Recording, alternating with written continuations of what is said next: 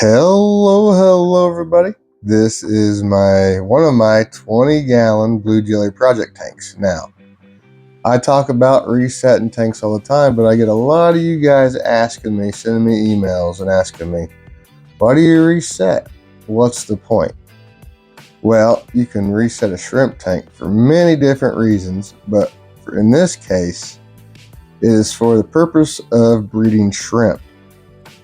There are a few reasons for this. First of all, you want to reset the tank and restart it with the best genetics. That means the best shrimp are breeding with the best shrimp, and that's going to make better shrimp over time. And then secondly is when you reset a tank, strip it down a nut and completely clean it, and there's only a handful of shrimp in there. The shrimp that are in there, as long as they're happy, they will start breeding to maximum capacity because they have a whole tank of resources and capacity and area it's like brand new frontier for shrimp. That means they will populate it faster, and it's a more efficient way to breed more shrimp. And you want to have lots and lots of shrimp because then you can pick out the best ones and then find something else to do with the others. As you can see here, we pulled everything out of the tank, all the plants, then I pulled out the rocks, and now you will see I am picking out shrimp. In this stage, I am picking out the absolute very best because I want to pick about 20 of the very best ones to restart the project with. And as I'm looking for those, I'm picking out ones that are obvious bad ones. The ones where now with these being blue jellies, there's really not too many bad ones. It's just some with a little bit of an off color. And when I first got these, I used to find a bunch with like red heads and red tails. I think I found one with a red dot on its head of this whole tank. So after years and years of doing this, I've got the red out of them. The red on the head and tail used to be a pretty big thing. So what I'm after is completely clean, light blue shrimp. Now, if you start getting into the darker blue jellies, you start getting more of those reds and red grilly types. Now, those are cool, but if you're wanting pure blue shrimp, you don't want that.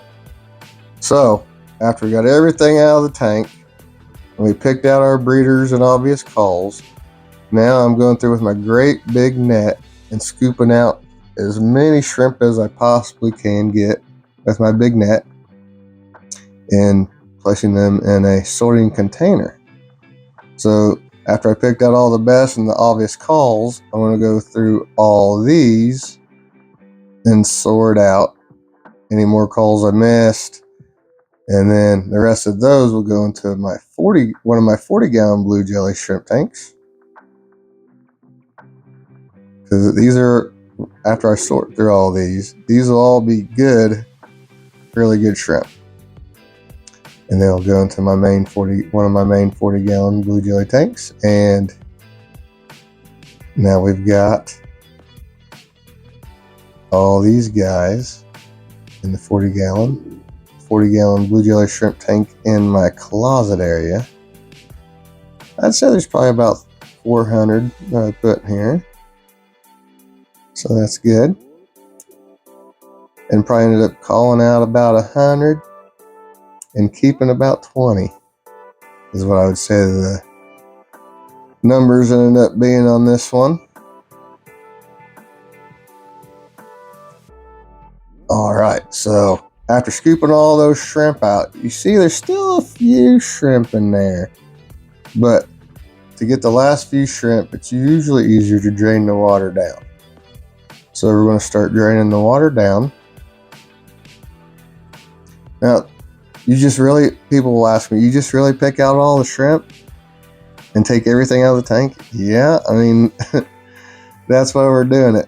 And you might want to do this if you want to change a different kind of shrimp, or you have some good ones, but you also have a lot of bad ones and you want to just keep the good ones and restart everything. You can do that. You don't have to be a professional shrimp breeder to have to do this, but it really does help keep the quality of your tanks up. And I also think that It's good for the shrimp. Like I said before, they have a whole new tank to reproduce in, and you're getting everything clean. Now, nothing's getting sterilized in this tank because this was a good, healthy tank. There's tons and tons of buried shrimp in here. So nothing's getting sterilized. Everything's just getting pulled out and rinsed. So here is the nasty part. Scooping out all the sand. We're going to reuse all that later. You got to scoop it all out and then get in the net. And there's always the last few shrimp. That's what I was doing in that one. Picking out the last few, doing some scraping here. And to get it prettied up, this tank was pretty bad because it had a window that was on it. And all kinds of algae and stuff grew on the sides. So pulling out the shop vac, sucking up all the gunk and the residual sand that I couldn't scrape out of there. And now we're going to fill it up, not hot water, because I'm afraid of damaging the seals and the glass. I don't want to do weird stuff to the glass. So I just use a nice warm water, kind of water you use to wash your hands, not scalding hot or anything. And fill it up about halfway.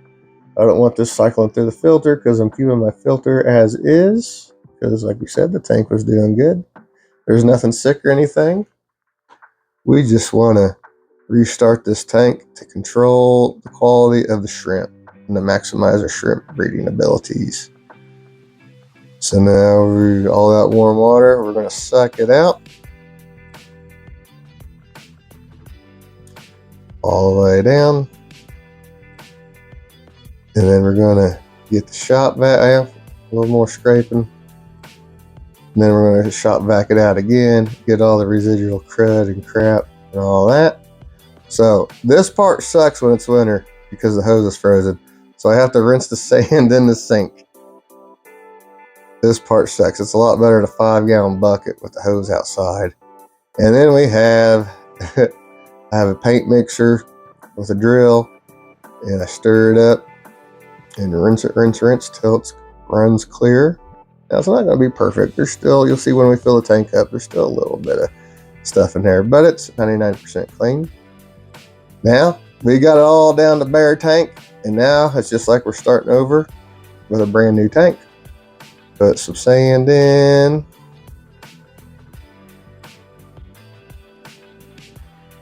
Scraping all that sand. When you do this, you lose a little bit of sand each time you cycle. So after a while, you'll find yourself having to add a few handfuls of sand because you lose a little bit with each time. Sometimes some gets sucked up, sometimes it's stuck in the container. You're cleaning it in, so on and so forth. But really, that's all there is to it. This isn't hard.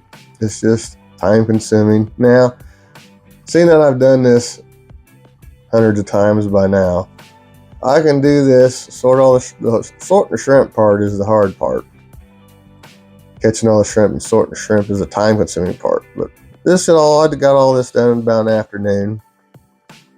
And then spent the evening editing the video. So now we're breaking apart some moss. And all that moss you see, the whole tank was full of moss. I picked out the moss with a little bit of algae on it. I'm going to toss that. And then all the good moss went in the bucket. And then we're taking just a few handfuls of that to get this started in this tank. And then all the rest of the moss will go to Moss Pond to be sold. And then back many, many years ago when I cared about having cool rocks and stuff in my tanks, I've had these rocks forever and ever, and they just get covered up in moss. But I keep them in here. I think these are zebra rocks. My God, I paid an arm and a leg for these things at the fish store years and years and years ago. I think I paid like $30 for 2 rocks. Oh my gosh. Just getting everything smoothed out. A little bit of safe. Now we're ready to fill her up. Filter kick back on. And now we're here to release the keepers.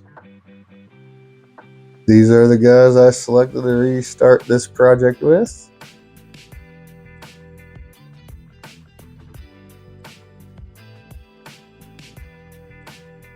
Yep, our little Mr. Pleco buddy in there. This tank, I forgot this tank had a Pleco until I got it down to like an inch of water. It's like, oh, there is one in here.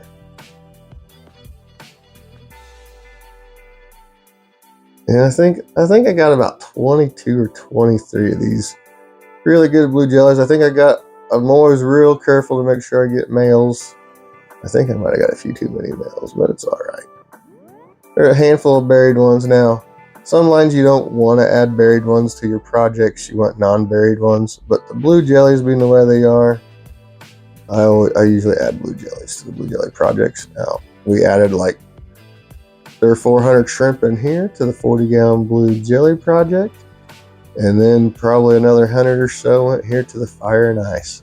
So hopefully that explains on how I do a tank reset and why I do them.